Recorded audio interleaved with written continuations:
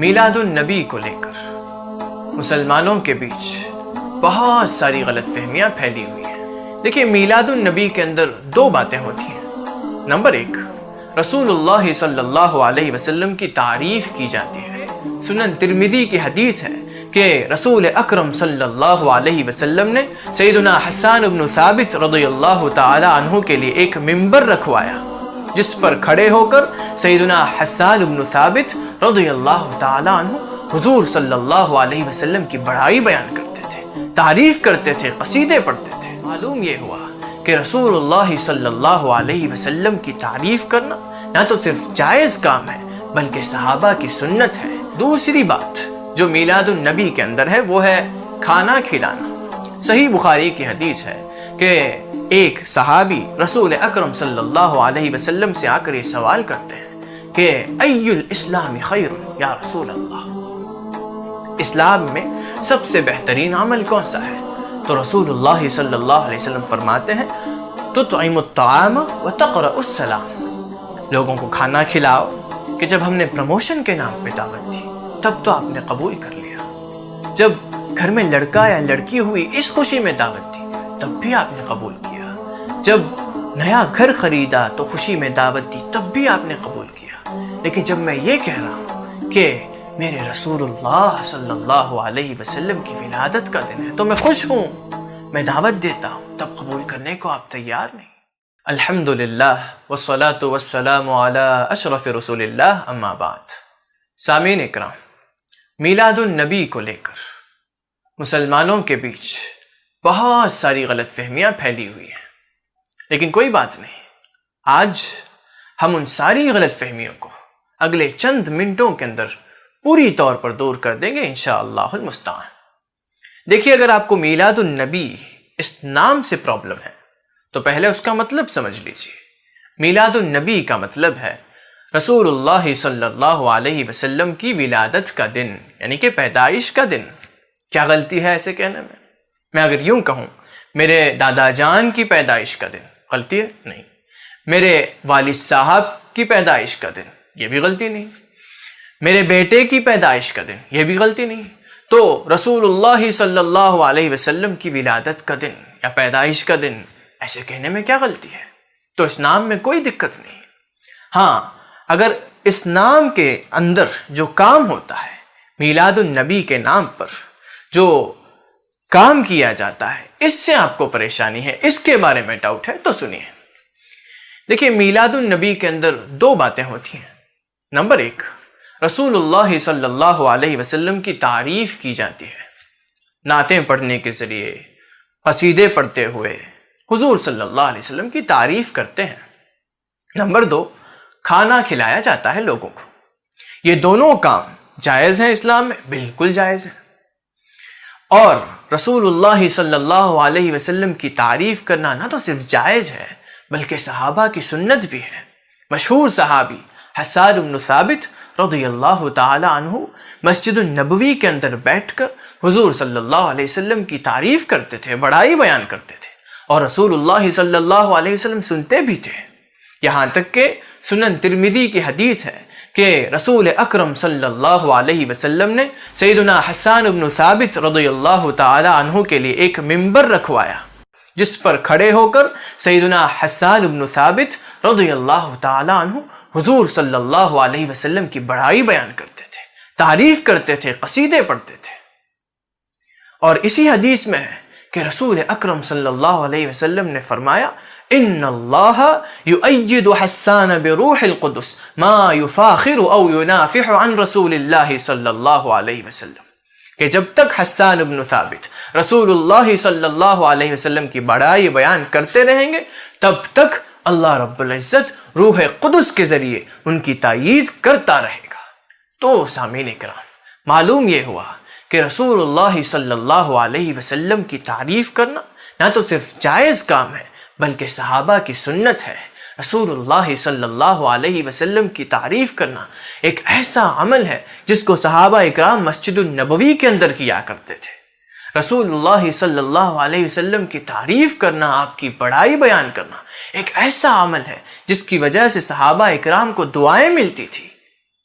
رسول اللہ صلی اللہ علیہ وسلم نے حسان ابن ثابت کو دعائیں دی، اللہم ایدہ بروح القدس، فرمایا رسول اللہ صلی اللہ علیہ وسلم کی تعریف کرنا ایک ایسا عمل ہے جس کو صحابہ شوق سے کرتے تھے، اور حضور صلی اللہ علیہ وسلم سنتے بھی تھے، اور آپ تعریف کرنے سے دور بھاگتے ہیں، صرف اللہ کی تعریف ہونی چاہیے بولتے ہیں۔ دیکھیے، جب اللہ کی تعریف کرتے ہیں تو خدا سمجھ کے تعریف کرتے ہیں، اور جب رسول اللہ کی تعریف کرتے ہیں تو رسول خدا سمجھ کر تعریف کرتے ہیں۔ ہم تھوڑی کہتے ہیں کہ رسول اللہ خدا ہیں، نعوذ باللہ، تو اس میں شرک کہاں سے پیدا ہوتا ہے؟ تو اس بات کو سمجھیے کہ رسول اللہ صلی اللہ علیہ وسلم کی تعریف کرنے سے بہت بڑا فائدہ ہے، حضور صلی اللہ علیہ وسلم کی خوشی نصیب ہوتی ہے، آپ کی رضامندی ملتی ہے، اور رسول اللہ کی رضامندی اللہ کی رضامندی ہے بلا شبہ۔ آگے چلیے، دوسری بات جو میلاد النبی کے اندر ہے وہ ہے کھانا کھلانا۔ صحیح بخاری کی حدیث ہے کہ ایک صحابی رسول اکرم صلی اللہ علیہ وسلم سے آ کر یہ سوال کرتے ہیں کہ ای الاسلام خیر یا رسول اللہ، اسلام میں سب سے بہترین عمل کون سا ہے؟ تو رسول اللہ صلی اللہ علیہ وسلم فرماتے ہیں تطعم الطعام وتقرأ السلام، لوگوں کو کھانا کھلاؤ اور سلام پہنچاؤ۔ تو معلوم یہ ہوا کہ کھانا کھلانا ایک بہترین عمل ہے، رسول اللہ صلی اللہ علیہ وسلم نے پسند فرمایا۔ اسلام کا بہترین عمل کون سا ہے؟ جب سوال ہوا تو فرمایا کھانا کھلانا۔ تو میلاد النبی کے اندر جو دو کام ہوتے ہیں، یعنی کہ رسول اللہ صلی اللہ علیہ وسلم کی تعریف کرنا اور لوگوں کو کھانا کھلانا، یہ دونوں کام حدیثوں سے ثابت ہیں، صحابہ اکرام کیا کرتے تھے، بس دونوں کام ایک ہی ٹائم پہ کرتے تھے یہ ہم نے نہیں کہا۔ صحابہ اکرام دونوں کام کرتے تھے، جب چاہیں وہ رسول اللہ صلی اللہ علیہ وسلم کی تعریف کرتے تھے اور لوگوں کو کھانا عام طور پر کھلایا کرتے تھے۔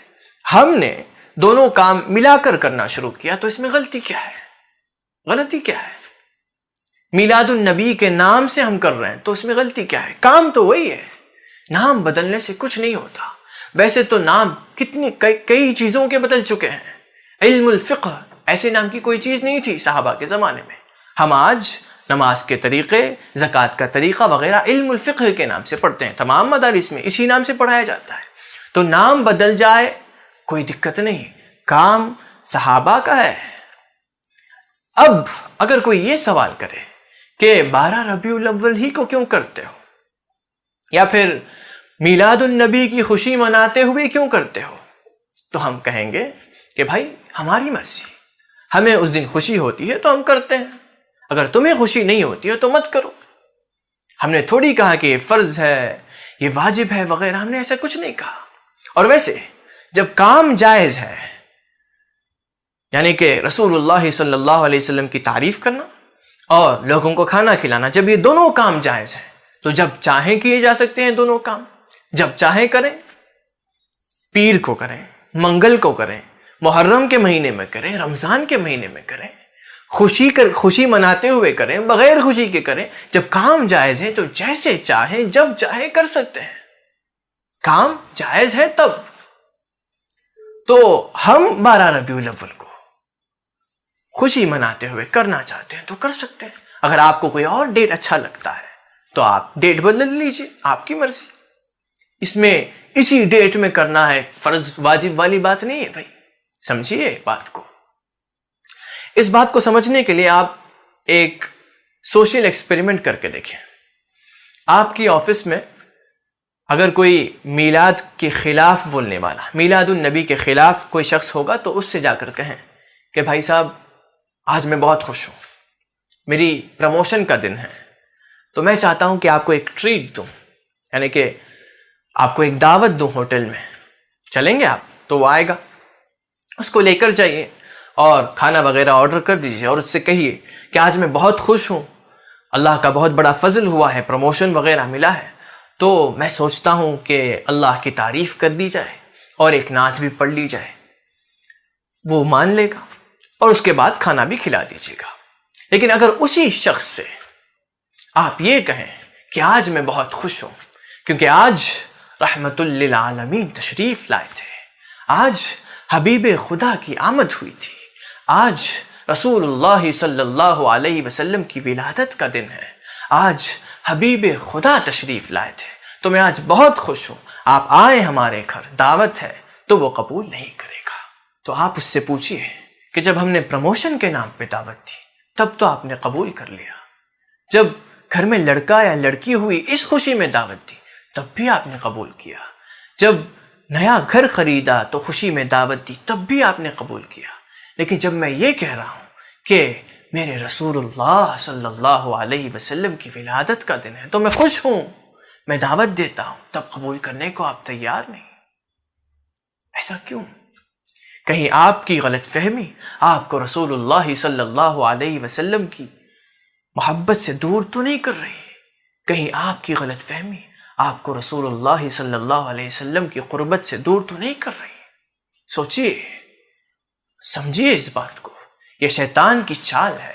اس چال کی وجہ سے آپ کو اتنا نیک کام، اتنا بہترین کام، رسول اللہ صلی اللہ علیہ وسلم کی محبت کو بڑھا دینے والا کام، رسول اللہ صلی اللہ علیہ وسلم کی رضامندی حاصل کروا دینے والا کام آپ کو بدعت لگتا ہے، آپ کو برا لگتا ہے، آپ دور بھاگتے ہیں ایسے کام سے۔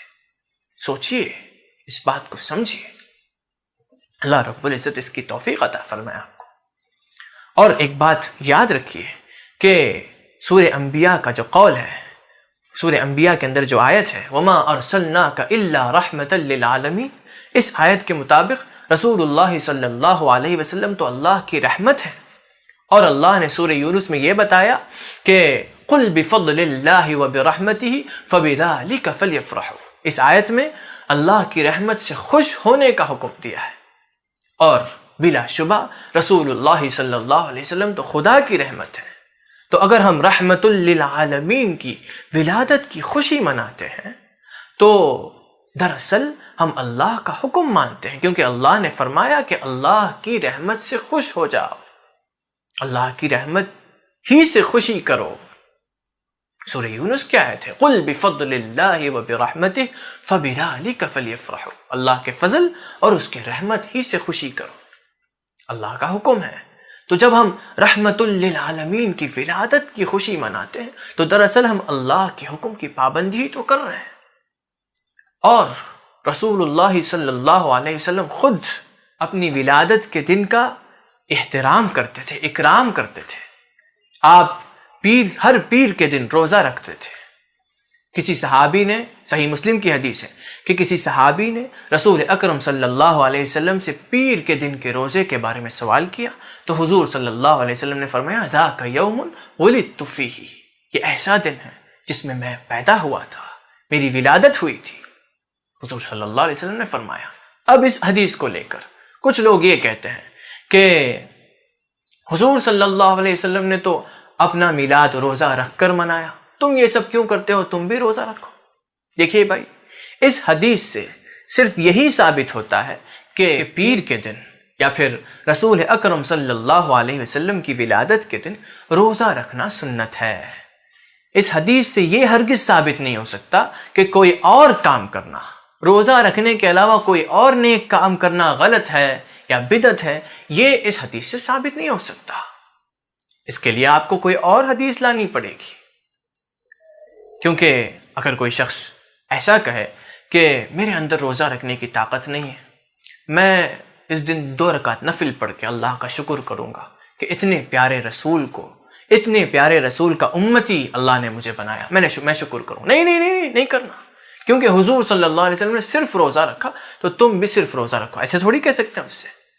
یا پھر کوئی شخص یوں کہے کہ میں روزہ بھی رکھوں گا اور ساتھ میں 3 جز کی تلاوت کروں گا شکر کرتے ہوئے اور 100 لوگوں کو کھانا بھی کھلاؤں گا، نہیں، صرف روزہ رکھنا ہے، صرف روزہ رکھنا ہے، کچھ اور کرنا ہی نہیں، تھوڑی ایسے کہہ سکتے ہیں اس سے۔ تو اس حدیث سے صرف یہی ثابت ہو سکتا ہے کہ روزہ رکھنا سنت ہے، آپ رکھنا چاہتے تو ماشاءاللہ رکھیے گا، بہت بڑا ثواب کا کام ہے، کوئی اور نیک کام کرنا ہی نہیں ہے، یہ اس حدیث سے ثابت نہیں کیا جا سکتا، اس بات کو سمجھ لیجئے گا۔ اور ویسے روزہ رکھنا نیک کام ہے، جب روزہ رکھ سکتے ہیں تو اور کوئی نیک کام بھی کر سکتے ہیں، جب تک کہ وہ کام جائز ہو، رسول اللہ صلی اللہ علیہ وسلم کی تعریف کرنا جائز ہے، بہترین کام ہے، بہترین عمل ہے، تو وہ کر سکتے ہیں، اور لوگوں کو کھانا بھی کھلا سکتے ہیں۔ تو حضور صلی اللہ علیہ وسلم کی ولادت کے دن روزہ رکھا جا سکتا ہے، اور کوئی بھی نیک کام کیا جا سکتا ہے، کوئی دقت نہیں، کیونکہ نیک کام کرنے کے لیے کوئی وقت معین نہیں ہے، اور نیک کام کرنے کے لیے اس وقت پہ نہ کرو، اس وقت پہ کرو، ایسے کسی حدیث میں نہیں آیا ہے۔ تو جب چاہیں آپ کر سکتے ہیں۔ اگر آپ میلاد النبی کے دن کرنا چاہتے ہیں تو کر سکتے ہیں۔ ہاں، اگر کوئی شخص ناجائز کام کرتا ہے تب اس کو روکیے۔ اگر کوئی شخص یہ کہے کہ حضور صلی اللہ علیہ وسلم نے اپنا میلاد روزہ رکھ کر منایا، میں تھیٹر جا کے مناؤں گا، تو اس کو روکیے۔ حضور صلی اللہ علیہ وسلم نے اپنا میلاد روزہ رکھ کر منایا، میں ناچ گانا کرواؤں گا، اس کو روکیے۔ لیکن اگر کوئی شخص یہ کہے کہ میں اس دن حضور صلی اللہ علیہ وسلم کی تعریف کروں گا، نعتیں پڑھوں گا، لوگوں کو کھانا کھلاؤں گا، تو ایسے شخص کو کیوں روکتے ہو بھائی؟ کیوں روکتے ہو؟ تو سامعین کرام، اس بات کو سمجھ لیجیے گا۔ اور آخر میں کچھ لوگ عید میلاد النبی کہتے ہیں، جس کی وجہ سے اور غلط فہمیاں پھیل جاتی ہیں۔ لوگ سمجھتے ہیں کہ اسلام کے اندر تو دو ہی عید ہیں، عید الفطر اور عید الاضحیٰ، یہ تیسری عید کہاں سے آ گئی؟ تیسری عید نہیں آئی ہے۔ دیکھیے، عربی زبان میں عید جو لفظ ہے، اس کا معنی ہے ہر خوشی کا موقع۔ ہر خوشی کے موقع کو عید کہہ سکتے ہیں عربی میں۔ یہاں تک کہ جو گولڈن جوبلی سیلیبریشن ہے، 50 سال کسی کمپنی کے جب پورے ہو جاتے ہیں تو گولڈن جوبلی منایا جاتا ہے، اس کو عربی میں العید الذہبی کہا جاتا ہے، اور سلور جوبلی کو عید الفضی کہا جاتا ہے۔ تو لٹرلی کسی بھی چیز کو لغتاً عید کہہ سکتے ہیں، دقت نہیں۔ کسی بھی خوشی کے موقع کو عید کہہ سکتے ہیں، شرعاً نہیں کہہ سکتے۔ یعنی کہ شریعت میں تیسری عید کا ایجاد نہیں ہو سکتا، بس نام کے واسطے ویسے کہتے ہیں، تیسری عید کا ایجاد نہیں ہوتا ہے اس میں۔ تو خلاصہ بس یہ ہے کہ جو بھی ایسا کہتا ہے وہ لٹرلی کہتا ہے، لٹرل جو میننگ ہے عید کا اس معنی کے ساتھ کہتا ہے، نہ کہ شریعت کے اندر جیسے عید الفطر ہے، عید الاضحیٰ ہے، اس طرح ایک عید کی ایجاد کی جاتی ہے، نہیں، ایسا نہیں۔ اس بات کو بھی سمجھ لیجیے گا۔ اسی کے ساتھ میں یہ امید کرتا ہوں کہ میلاد النبی سے متعلق آپ کے دل میں جو بھی غلط فہمیاں تھیں وہ دور ہو چکی ہوں گی، اور آپ میں بہت سارے لوگ ایسے بھی ہوں گے جو پہلے میلاد النبی مناتے تھے، میلاد النبی کے دن حضور صلی اللہ علیہ وسلم کی تعریف کرتے تھے، نعتیں پڑھتے تھے، لیکن غلط فہمیوں کی وجہ سے بعد میں چھوڑ دیا ہو۔ ایسے بھی لوگ ہوں گے۔ تو جو ہو گیا تو ہو گیا۔ اس سال میلاد النبی کے موقع پر خوب تعریف کیجئے حضور صلی اللہ علیہ وسلم کی، خوب خوشی کا اظہار کیجئے گا۔ اس کا فائدہ یہ ہے کہ آپ کے دل میں حضور صلی اللہ علیہ وسلم کے لیے جو محبت آج ہے وہ میلاد کے بعد بڑھ جائے گی۔ آپ دیکھیے، اس کا فائدہ یہ بھی ہے کہ آپ کو رسول اکرم صلی اللہ علیہ وسلم کی رضامندی حاصل ہوگی، حضور صلی اللہ علیہ وسلم آپ سے خوش ہو جائیں گے۔ صحیح حدیث میں آتا ہے کہ رسول اکرم صلی اللہ علیہ وسلم کے بارگاہ میں فرشتے اعمال پیش کرتے ہیں امتی کے۔ آپ بھی تو امتی ہیں۔ جس طرح سیدنا حسان بن ثابت رضی اللہ تعالیٰ عنہ کے قصیدے کو سن کر حضور صلی اللہ علیہ وسلم خوش ہوتے تھے اور دعائیں دیتے تھے، اس طرح آپ اگر قصیدہ پڑھیں گے تو شاید حضور صلی اللہ علیہ وسلم قبول کر لیں، شاید حضور صلی اللہ علیہ وسلم کو پسند آ جائے، شاید آپ کو ان کی رضامندی مل جائے۔ اور یاد رکھیں کہ رسول خدا کی رضامندی خدا کی رضامندی کے برابر ہے۔ تو اس سال کے میلاد کو بہت خوشیوں کے ساتھ منائیے گا، رسول اکرم صلی اللہ علیہ وسلم کی خوب تعریف کیجیے گا، اور جو لوگ ہر سال مناتے آئے ہیں وہ پچھلے سال سے بہتر طور پہ اس سال منانے کی کوشش کریں۔ اللہ اس کی توفیق عطا فرمائے۔ آمین وآخر دعوانا الحمدللہ رب العالمین۔